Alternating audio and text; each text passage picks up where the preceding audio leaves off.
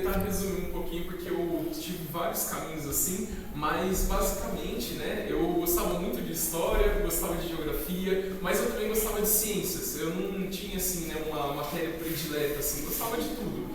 E aí, por isso que eu fui fazer jornalismo primeiro, porque eu escrevia bem, gostava de história, geografia, acabei indo trabalhar lá na Record, né, aqui do lado.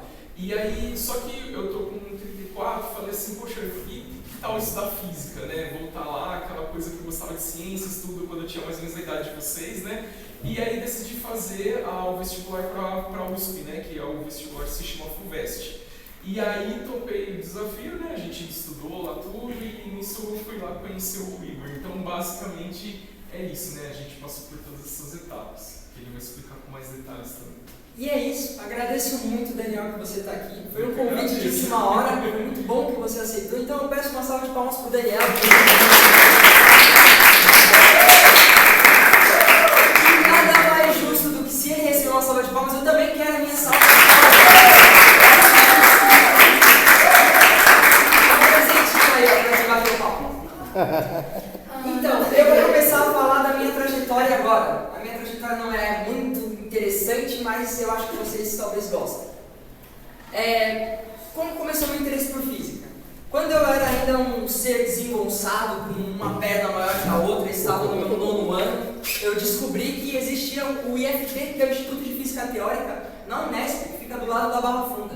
E eu fui me aventurar por lá, por convite de um antigo professor meu, e ele me apresentou a ICTP Cypher, que é uma organização que ela fornece a estudantes do ensino médio vários minicursos sobre física, sobre curiosidades da física. E aí eu comecei a ir nesses minicursos, comecei a passar um tempo na Unesp, e eu achei aquilo tão interessante que aí eu resolvi, falei, eu acho que é daqui que veio meu interesse por ciência. E são minicursos de graça, totalmente gratuitos, se vocês forem pesquisar, é muito legal vocês participarem. Falar um pouquinho agora sobre onde foi o meu ensino médio. Meu ensino médio foi numa escola muito cara, onde só entra convidados, muito específica aqui da Barra Funda. Eu estudei aqui no COC, passei o ensino médio com vocês. Talvez eu tenha conhecido vocês quando vocês eram meio estranhos assim, ainda menores, mais mutantes do que já estão se tornando. Igor, posso só pedir para você chegar mais perto da imagem? Isso. Tá. Não, só para uma foto, por favor. Desculpa te atrapalhar aí. Obrigado. A gente vai tirar uma foto todo mundo depois. E é isso. Eu estudei aqui, tive o mesmo ensino do qual vocês vão ter daqui pra frente no ensino médio. E a gente vai falar sobre isso mais pra frente. Eu vou falar um pouco sobre como eu decidi o meu curso. Primeiramente, a minha família queria que eu fosse esse cara aqui, né? Queria que eu fosse um médico. Você pode ver que somos muito parecidos, eu e o médico. E eu acabei driblando um pouco a minha família, falando que eu ia fazer física médica, que é uma área muito interessante da física, da qual estuda como aplicar a física dentro da medicina, em instrumentos que somente um físico conseguiria mexer para trazer resultados que um médico pode tratar. Só que eu estava contornando a minha família enquanto isso. Aí eu contornei mais um pouco e cheguei na física. Só que eu já tinha feito um processo para convencer eles. Então quando eu cheguei aqui eles já aceitaram e falaram, você vai cursar física, é isso aí. Foi assim que eu escolhi, consegui decidir o meu curso. Aqui, como que eu me preparei para o vestibular, o Enem, a FUVEST? Esse nome talvez vai assustar vocês no ensino médio inteiro, mas a gente vai falar sobre isso mais pra frente. Eu me preparei, eu trabalho, desde o meu 1º ano eu comecei a trabalhar. E aí eu tinha muito pouco tempo de escola. Eu tinha as aulas da manhã, da qual eu participava, à tarde eu trabalhava e tinha 2 horas da noite, da qual eu poderia estudar. Depois eu tinha que dormir para poder acordar cedo no outro dia, senão eu desandava totalmente. Então eu comecei a estudar mais os conteúdos aqui da escola. No meu 3º ano, né, que foi quando a escola se tornou o COC Barra Funda, eu foquei muito nos conteúdos, muito no cursinho que eles ofereceram, cursinho Única Chance. Vai ter cursinho esse ano? Vai ter cursinho, avisem seus amigos do 3º ano. Com videoaulas no meu tempo livre, simulados, da qual a gente vai falar disso mais pra frente. Livros, que são livros de vestibular, do qual eu sempre me interessei, café de novo, e umas poucas horinhas de sono que eu tinha. Só que é algo que eu tenho que falar com vocês, até numa linguagem um pouco matemática, né? Você deve tratar o seu estudo de forma estratégica, porque o estudo só vai ser estratégico se e somente se ele for saudável. Não consegue ter um estudo estratégico que não é saudável, não consegue ter nada saudável que não é estratégico. Isso é muito importante para vocês daqui para frente. Vocês estão construindo um pilar agora. Talvez alguns de vocês conseguem alcançar o curso, a faculdade que vocês quiserem, se vocês tratarem isso de maneira estratégica a partir de agora. E um pedido do meu trabalho, né? Que é como você se sentiu ao passar na USP e o que você tem achado do seu curso de Física até agora. Primeiramente, quando eu entrei na faculdade, eu me sentia assim. Eu era exatamente isso aqui. Eu não entendia nada. Eu percebi que tinha gente muito mais inteligente do que eu. Aí eu comecei a entender. Eu falei, eu entrei numa faculdade. Eu sou muito bom. Aí eu comecei a entender mais a física. E aí quando você começa a entender muito, você lembra que você não entende nada de física. Vocês vão passar por isso ainda. E aí, esse ciclo vai se repetindo e é assim que eu me sinto na faculdade a maior parte do tempo. Às vezes eu me sinto muito burro, eu começo a entender. Quando eu já entendo do conteúdo, eu percebo que eu não entendo nada. Eu tenho que voltar lá para trás de novo para estudar de novo. É um ciclo do qual é muito divertido de participar. Meio estranho de se falar, mas é divertido. E agora a gente falou tanto sobre USP, mas o que é a USP? Então eu peço para você, Daniel, o que é a USP? Bom, para explicar o que é a USP, eu preciso contar uma historinha para vocês antes, né? Inclusive o professor de História está aqui na sala, né? Ele pode até dar mais detalhes disso para vocês depois. Mas, assim, basicamente a USP, ela surgiu de um evento que teve aqui no Brasil. Quem se lembra de um presidente que se chamava Getúlio Vargas? Vocês já ouviram falar? Ó, a sala inteira, hein, professor? O pessoal tá afim. E é o próximo assunto. Era Vargas? Sim. Quem? Isso. Quem? Levanta a mão. Você sabe? A sala inteira. Aí, ó. Vocês são demais, sabe? E pra galera lá do fundo? A galera lá do fundo tá com soninho, né? Pode continuar, pode continuar. Tá. Bom, aí eu lembro de... Vamos lá. Bom, para ser breve, né, não tem muito tempo, mas só para vocês entenderem de onde que veio essa universidade. Isso veio desse período do Vargas, né, teve um momento ali que ele voltou ali na década de 30 e aí ele foi sufocando politicamente o estado de São Paulo, né, que foi perdendo ali a sua capacidade política, o seu poder político ali. E aí o desgaste foi tanto que chegou literalmente ali para uma guerra armada. Imagina, né? O estado de São Paulo enfrentar uma guerra armada. E foi trágico, assim, na época, né? Teve, assim, a morte, né? Por exemplo, tem a sigla MMPC, enfim, das pessoas que morreram ali. E aí, o governador da época do estado de São Paulo, ele falou assim, bom, gente, a guerra não é o caminho, porque foi trágico, o Brasil perdeu, São Paulo perdeu, todo mundo perdeu. Então ele falou assim, vamos investir em educação, a gente vai construir o Brasil, vai, né, ganhar influência no Brasil, vai se revolucionar por meio do conhecimento, da educação. E aí tanto é que por isso que o lema da nossa instituição é Ciência Vices, né? O latim vem pela ciência vencerás, ou seja, pelo conhecimento. Porque no conhecimento você tem o diálogo, você tem a conversa, né? Eu te entendo, você me entende e a gente não precisa se desgastar, né? Então foi uma saída muito inteligente que ele encontrou na época para tentar contornar a situação e realmente o estado de São Paulo conseguiu, tanto é que é o tamanho que o estado de São Paulo tem com relação ao Brasil todo, né? Foi uma saída muito estratégica da parte dele. E aí nisso surgiu a USP, por isso que a USP é de 34, essa revolução foi em 32. E aí surgiram vários institutos, ela é enorme, aqui na capital, quem conhece ali o Butantã? Ah, todo mundo conhece. Tem gente que conhece o Butantã aqui? Então, é o principal campus, mas vocês vão ver que vão ter outros campi espalhados por São Paulo tudo, né? É uma instituição para todo o estado de São Paulo, porque é o governo do estado de São Paulo que administra, né? E é isso, a gente tem um espaço, né, uma faculdade que tem 183 cursos dedicados a várias áreas e 42 unidades de ensino e pesquisa.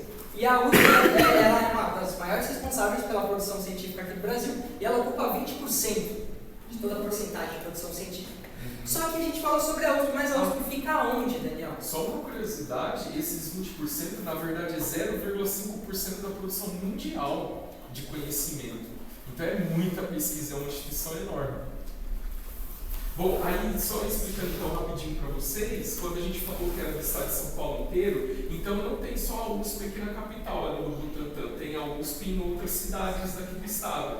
Né? Só um exemplo bem legal aqui para vocês, assim, Piracicaba, aqui no interior, a gente tem a Exalc, que é um são cursos da USP que estudam sobre agronomia. E lá é uma instituição brasileira chamada Embrapa, muito importante, que desenvolve pesquisas para o agro e tudo mais, e ela trabalha em parceria, por exemplo, com a USP. Então, muitas vezes aquele alimento que está ali no seu prato veio de pesquisas desenvolvidas nessa região e às vezes a gente nem sabe, né? Então a USP faz parte da nossa vida e às vezes a gente nem está sabendo. E a gente tem o campus aqui de São Paulo, né? O campus de São Paulo ele fica no Butantã, ele é muito de fácil acesso. Você de metrô consegue descer no Butantã, onde você pega um veículo particular, que a USP te proporciona, chamado ônibus, e ele te leva para dentro da cidade universitária, que é um lugar muito grande. A gente vai falar disso mais pra frente. Mas que é o campus aqui de São Paulo, que facilita muito a vida de nós paulistas, né? Agora a gente tem que falar de outra coisa, né, Daniel? O que a USP tem a oferecer pra gente? Exatamente, assim, vocês lá não vão ficar desamparados. Tipo, a cidade é literalmente cidade universitária, de tão grande que é. Mas tem de tudo lá para você poder participar e se incluir, né, e poder se manter ali. Então tem os auxílios estudantis, né, que são algumas verbas que eles disponibilizam para alguns estudantes, né, porque tem um departamento de assistência social lá. Tem alimentação, que tem as 3 refeições, tem o café da manhã, tem o almoço, tem janta, né, no que a gente chama lá de bandejão.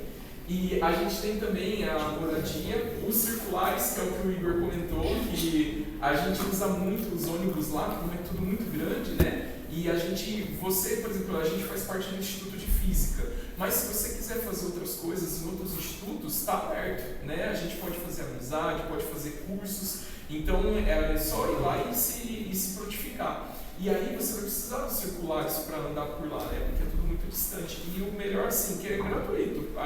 Aluno não paga nada, né? Porque o governo subsidia isso. E aí a gente tem as bolsas, que esse também talvez seja o mais interessante, porque lá dentro vocês podem desenvolver pesquisas, podem desenvolver trabalhos, e para todas as áreas, viu, gente? Desde o esporte até, por exemplo, assim, o pessoal da psicologia, né? O pessoal da gente da física. Então, essas bolsas são bem interessantes, né? Muitos alunos lá acabam fazendo e abrem muitas portas. E agora a gente vai falar de mais algumas coisas, que é como que a gente entra dentro da faculdade. Alguém sabe algum método de como entrar na faculdade sem olhar o slide? O Enem, né? Você Enem, pegou vestibular. o Enem não. A FUVEST. A FUVEST. Você já pegou chocolate? Aqui, ó. Legal. A gente tem vários métodos, né? Eu vou citar alguns para você. A gente possui o Enem, que é uma grande prova que vocês vão fazer, né? Que vai testar o conhecimento de vocês no ensino médio. Só que eu chamo mais isso aqui como uma prova de resistência. Vocês vão ficar 5, 4 horas parados no mesmo lugar, com questões uma mais difícil que a outra, treinando a cabeça de vocês, até que vai chegar num ponto que vocês vão se esgotar. E nós vamos falar disso mais pra frente. Mas o Enem, você consegue entrar pelo Enem USP, um não cancela o outro, você pode tentar os dois, e a FUVEST, que é um vestibular um pouquinho mais diferente, ele é um pouquinho mais conteudista, ele cobre algumas outras coisas, né? Mas é também acessível para vocês, no particular. Então, além disso, para quem é de escola pública, a gente tem o Provão Paulista, que agora também assegura algumas vagas para dentro da USP, e as Olimpíadas de Conhecimento. Alguém aqui já participou de alguma Olimpíada de Conhecimento? Tipo BME? Tipo BMS? Sim. Se você assegurar muitas medalhas numa Olimpíada de Conhecimento, você pode garantir uma vaga dentro da faculdade. Mas, certo, depois que você entrou na faculdade, né, o que a faculdade te oferece fora da sala de aula, para você ter conseguido ingressar nela? Isso. Bom, a gente tem um intercâmbio. Intercâmbio é assim, gente, muito legal, vale super a pena. Por quê? O legal de você fazer a USP, claro, tem outras instituições também, né? Aqui a gente está representando ela, mas tem outras instituições federais, estaduais que têm esse tipo de convênio com outras universidades pelo Brasil, pelo mundo todo. Então, por exemplo, você pode fazer o que a gente chama de graduação sanduíche, ou até pós-graduação sanduíche, né? Que aí é o pessoal do mestrado, doutorado. O que é isso? Você fazer uma parte da sua graduação em outro país. Então, por exemplo, a USP tem convênio lá, por exemplo, com Cambridge. Aí você pode fazer, por exemplo, um semestre lá do curso que você está fazendo aqui. Então, por exemplo, se você faz lá na ECA, né, Escola de Comunicação e Artes, você faz jornalismo, você pode fazer uma disciplina lá. E aí, por exemplo, a Escola de Frankfurt, que é muito legal na Alemanha, tem várias instituições que fazem parte desse convênio e aí fazem parte desse intercâmbio.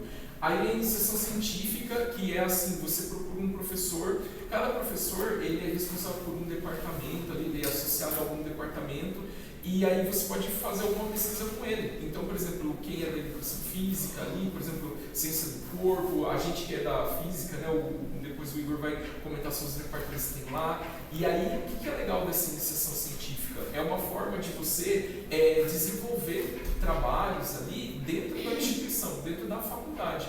E é muito interessante porque você vai ter acesso a laboratórios, as coisas que tem lá, que um aluno que não faz iniciação científica não vai ter acesso, né?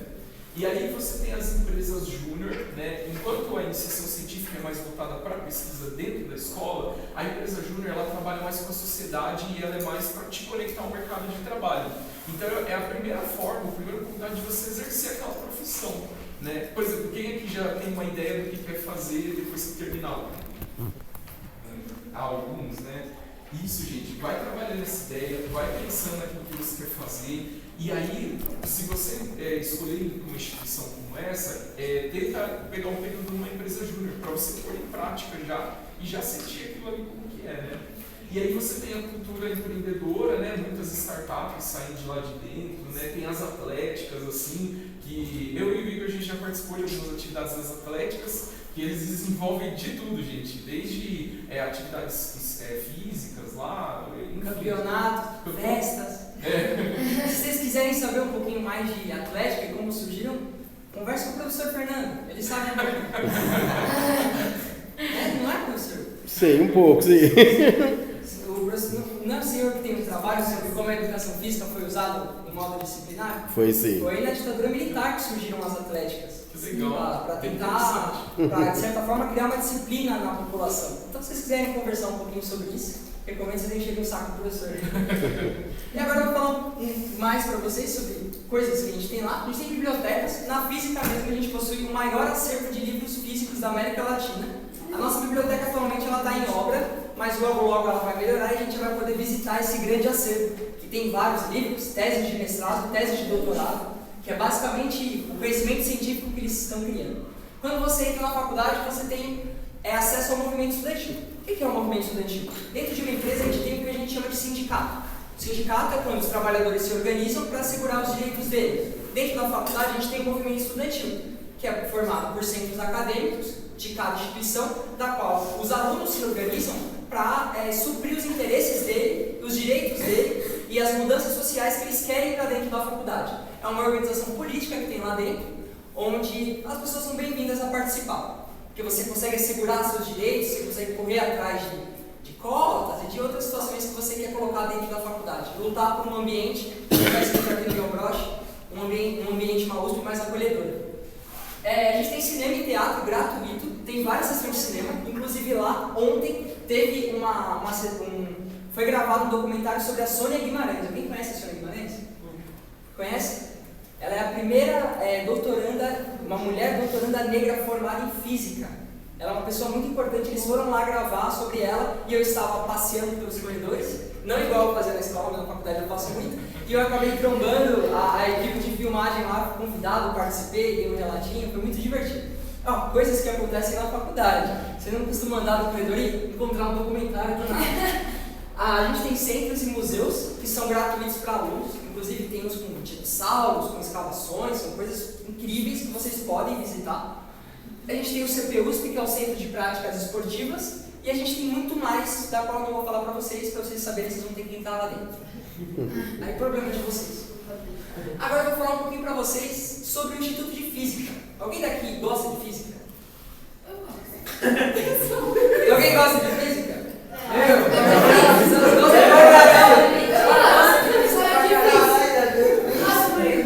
E de matemática? De matemática? Eu adoro matemática. Não vou jogar mais chocolate. O IFUSP é basicamente o Instituto de Física da USP. Antes ele era ligado à Escola Politécnica, que é o que a gente chama de Poli, e também ligado à antiga Faculdade de Filosofia, Ciências e Letras, que é o que a gente chama de FEFELESH. Aí eles foram reunidos em 1970 e ele forma um Instituto de Física. Lá dentro a gente tem vários departamentos, no qual você pode produzir ciência, que é a física matemática, física experimental, física nuclear, física aplicada e física geral. E alguma das áreas de pesquisas que a gente tem lá dentro é a física nuclear, física atômica e molecular, ótica, matéria condensada, biofísica e o ensino de física. Essa parte já vai divertir. Vou falar um pouquinho mais com vocês sobre os cursos que o Instituto de Física oferece. Os cursos são bacharelado em física. O que é um bacharelado em física? Ele é basicamente um cientista, um físico, que ele vai produzir novos conhecimentos para a física. Então, se a gente imaginar a física como um grande prédio, ele vai construir um prédio a mais. A gente tem a licenciatura em física, que é o que eu e o Daniel estamos cursando, que é basicamente isso aqui. É o cara que ele vai revisitar os andares que estão lá embaixo para fazer com que as pessoas subam no prédio e construam mais conhecimento. Então é como se a gente andasse numa espiral. A gente constrói ciência, depois o licenciado ele te ensina, a gente constrói uma ciência, precisa sempre alguém para ensinar esse processo.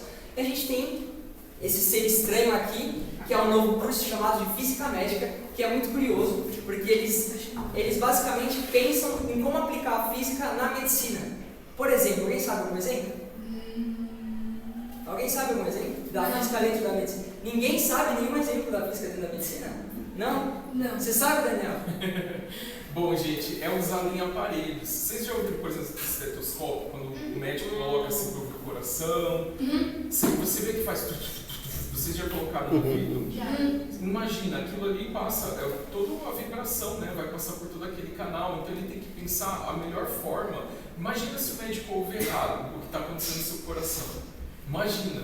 Então ele fala assim, meu Deus, descobriu uma arritmia, e não tem arritmia. Então tem que ter precisão. Aí por isso que a física se associa à medicina, né? Eles estudam disciplinas de medicina, disciplinas de física e tentam criar esses aparelhos. Tem os instrumentos como da magnética. Isso. Por exemplo, tem algumas ferramentas que eles usam assim, né? Por exemplo, o eletrocardiograma, tantos outros assim. Tem também raio-x também, né? Isso, raio-x também. Exatamente, porque aquilo ali, o próprio nome chama, né? Eletromagnético. Então o eletromagnético está ligado ao movimento dos elétrons ali, né? Porque vocês sabem as cargas que tem ali. E eu não sei se vocês já até viram assim, mas por exemplo, no TikTok, no Instagram, tem vídeo de metal, assim, os caras ligam a máquina, o metal vai e cola naquela máquina. Isso é física. Isso é física, por causa disso. Imagina se uma pessoa está ali com marca-passo, por isso que quando você vai fazer esse exame, eles pedem para tirar relógio, tirar as coisas. Exatamente. São os instrumentos da física que um físico tem que estar ali operando para que depois um médico, com os resultados que o físico descobriu, trate a pessoa. É uma área muito legal, é uma área nova, é uma área que precisa de muita gente, então se vocês quiserem também, é algo para se pensar. Quem gosta de medicina, mas gosta ainda mais de física, é muito interessante. Ela é difícil. Agora eu queria trazer algumas dicas para vocês, dicas para os alunos do novo ano. Quando eu estava no lugar de vocês, eu queria ter escutado algumas coisas, mas eu acabei não escutando. Mas hoje eu venho aqui e eu falo isso para vocês com todo orgulho.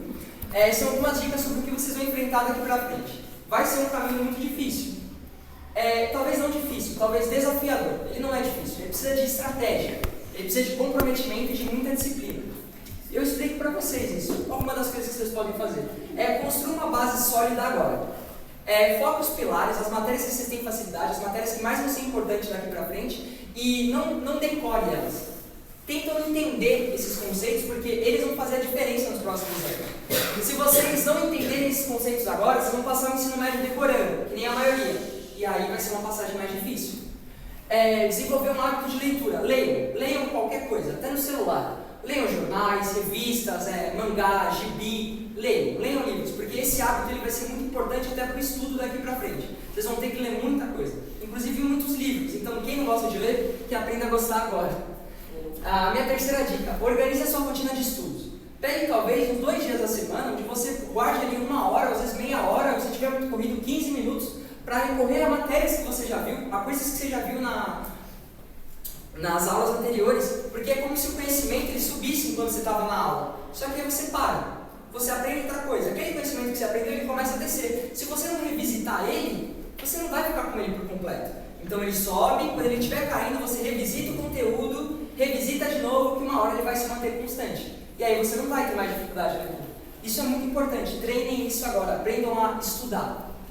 Outra coisa que eu queria falar com vocês é pesquisar sobre o Enem e os vestibulares, mas é uma pesquisa saudável, não uma pesquisa ansiosa. Não se matem, tipo, meu, é muito conteúdo, eu preciso aprender tudo isso, se eu não souber disso, depois eu vou passar necessidade. Não, pesquisa com estratégia, pesquisa o que mais cai, deixa eu entender o que mais cai, deixa eu me preparar para isso. E como que a gente se prepara para um vestibular? Fazendo simulados, vendo conteúdos que agreguem a gente nesse sentido.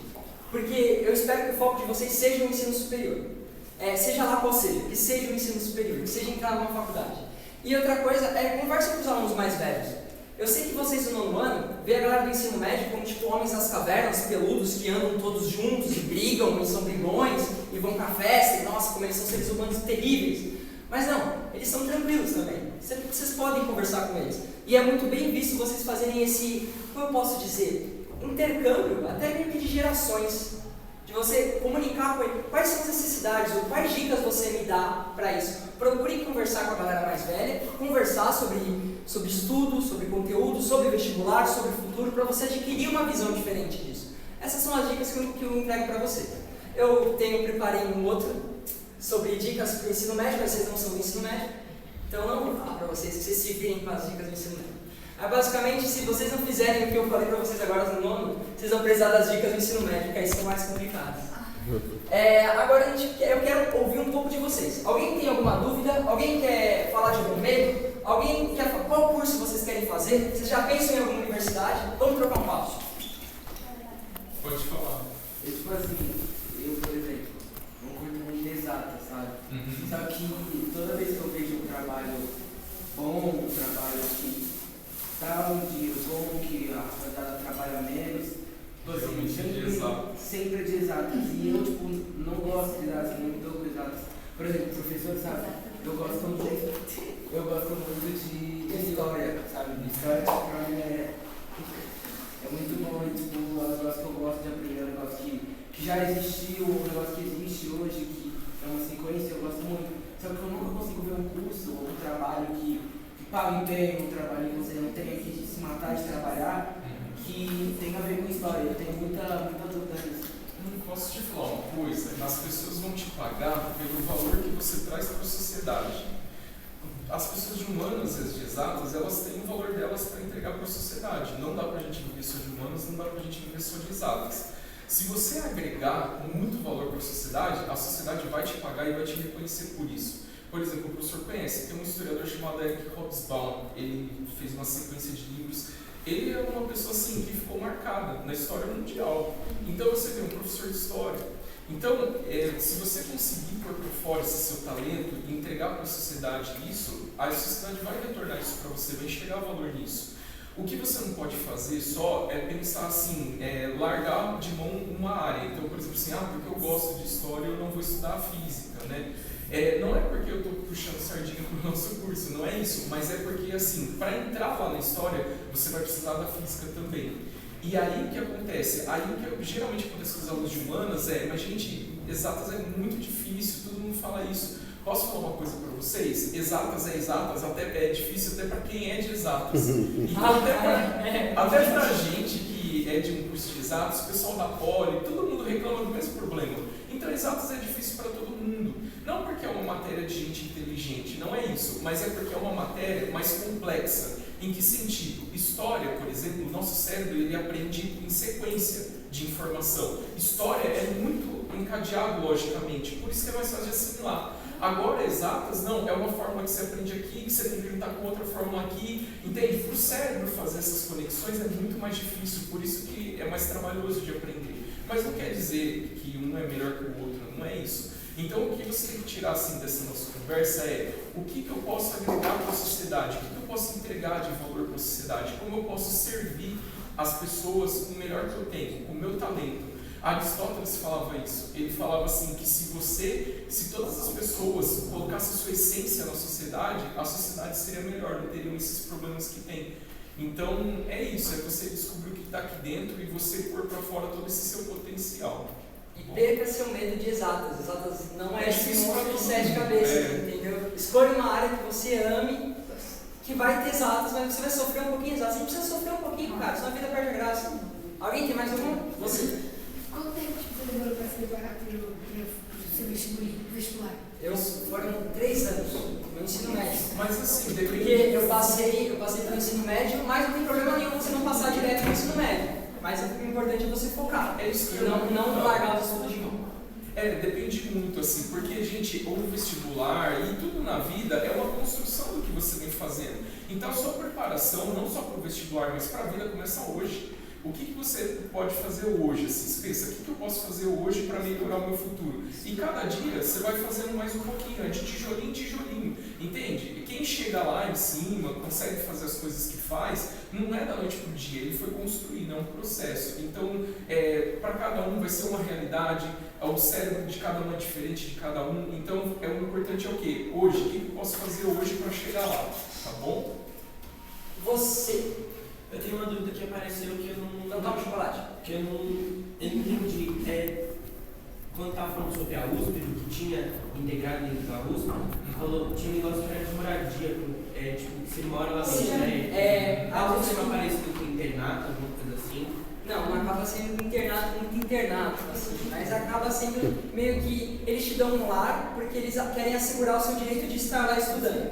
Então, se você morar muito longe ou no meio da sua graduação você perder sua casa, você ficar em situação de risco, você entra em contato com a equipe da USP e você pode morar no curso. E tem outra dúvida também, tipo, existem cursos tipo de arte, dessas coisas na USP? Sim. Tipo, Existem outros institutos. Tem a FAO, na FAO vai ter design, arquitetura, esses cursos mais ligados a coisas manuais ligados a design. E tem a ECA, que é ligado mais a textos, né? Então interpretação, artes cênicas, né? Essas coisas que ligam mais jornalismo, publicidade, enfim. Mais... Tem moda lá? Tem, fica na FAO. Tem moda. Alguém mais alguma dúvida? Você? Sim. Eu queria fazer medicina para ser legista. Só que eu acho muito difícil os vestibulinhos para passar em faculdade de medicina e, tipo, a civilidade para ver é muito caro. Sim. Eu queria saber se na USP tem, porque eu vou ver na ETEC, tipo, é muito difícil chegar em medicina na ETEC. Na USP tem a faculdade de medicina, que ela fica até num campus diferente, é uma faculdade maravilhosa. E é muito legal, é muito interessante a área de medicina, mas ela requer um grande esforço. Então, não só sonhe, coloque em prática agora. Vocês estão se construindo novamente agora no ensino médio, então a oportunidade de vocês vai surgir agora, só depende de vocês. Desculpa te interromper, mas só acrescentar uma coisa que é importante por isso que você falou. O próprio reitor da FUVEST, que é a prova que prepara, que a gente tem que se preparar para entrar lá na USP, ele falou isso numa live. Ele falou assim, gente, não desiste. Às vezes você está ali fazendo sua terceira tentativa de FUVEST, né? Ele falou, eu entrei, ele falando, imagina, o cara que cuida de todo o vestibular da USP, é a pessoa mais importante da FUVEST. Ele falou assim, eu entrei na lista de espera, eu fui o último nome chamado na minha última tentativa. Então ele falou, imagina se naquele ano eu tivesse desistido, né? Vamos para a última dúvida aqui, vai você que está aí atrás. Tem direito na USP? Tem direito na faculdade da Sanfran, fica ali no centro. A galera que trabalha, muitas das pessoas do STF dá aula lá, então você vai ter tipo aula com pessoas que aparecem no jornal, assim, pessoas de grande nome. Toma um chocolate. Galera, a gente vai encerrando por aqui, porque faltam 2 minutos para acabar e eu queria muito ter um registro com vocês. Então, venham tirar uma foto comigo.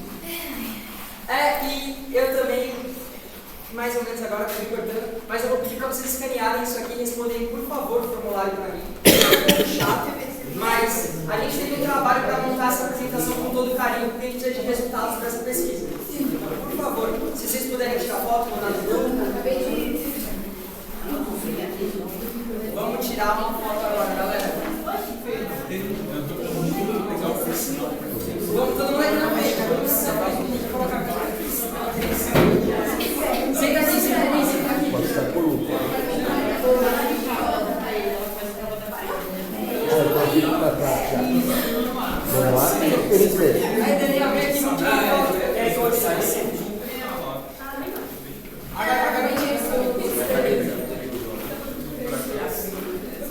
Vamos acender a luz, sabe? Eu vou pôr só onde que tá aqui o negócio do menu? Só um pouquinho, eu vou desligar o projetor. Vou Vamos, desligar o sorriso projetor. bonito. E vou ligar a luz. Sorriso bonito. 1, 2, Larissa. Tem alguém escondido ali atrás, gente. Hoje não. Eu baixo um pouco aí. Passa uma matéria, gente, aparece na foto. 2, 3 e olha aqui todo mundo. Aí, galera. Olha, antes de ir embora, só falar uma palavrinha pra vocês. Olha lá. Eu acho muito importante, na idade que vocês estão agora, na etapa da vida que vocês estão entrando agora, vocês começarem a imaginar como que é o mundo lá fora. O mundo lá fora, as pessoas vão te julgar pela cor da sua pele, pelo sobrenome da sua família, por quanto que seu pai pagou na sua roupa, pelo preço que seu tênis está usando, pelo carro que você vai chegar no seu trabalho, e se você tem um trabalho numa empresa onde um tio seu entrou há muito tempo, que vai assegurar para você. O mundo lá fora ele é cruel. E ele tem muitos caminhos fáceis que vão te trazer consequências futuras. Pensem nisso. E outra coisa, você escolher um ensino superior, escolher uma área como a ciência, uma área como o ensino, se especializar em algo, querer fazer o seu papel para a sociedade, é um caminho difícil, é um caminho complicado, mas é um caminho que vai te recompensar como ser humano, porque você encontra essa ideia do sistema, de que a gente só precisa julgar as pessoas pelo que a gente enxerga delas, a gente não consegue ver realmente o que elas estão construindo para o mundo. Então procurem um ensino superior, procurem se especializar em algo. Se quiserem, eu me orgulho de falar com vocês, se vocês quiserem mesmo escolher o ensino superior na área da ciência, ou ainda melhor, na área da docência, onde vocês vão ensinar isso para o próximo. Vão contra o sistema, que isso é revolucionário. Dessa forma vocês vão estar agregando algo de valor para o mundo, escolhendo nadar nessa contramão de todos os preconceitos que a gente vive hoje. Obrigado, galera.